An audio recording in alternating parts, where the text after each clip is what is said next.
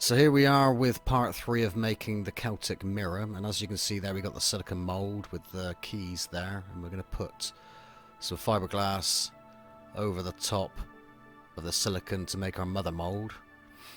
I just put a quick slideshow up here because there's plenty of videos on the channel with fiberglass, and this is a quick and simple job. Well, maybe not so quick, but relatively simple. So we're just layering up the fiberglass over the silicone mould there.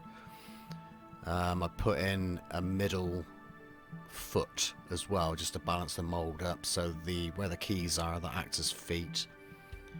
So it's all nice and balanced when we get around to making casts from the mould. So as you can see there, you got the middle foot there.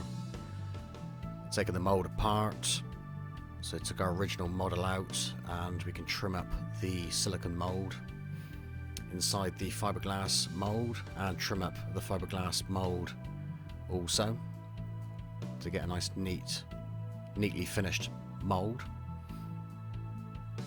So there, the mould's all ready to make casts from, and I tested the mould with some hard plaster, Crystal Cow, just to make sure the mould is in working order, and later we will recreate some frames, the Celtic frames there, using maybe concrete, but mainly fiberglass, a gel coat fiberglass, to cater for putting LED lights into as well. So there we are, you can see the test cast there.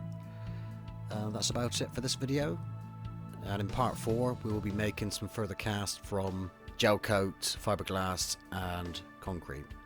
So thanks for watching, and over and out for now.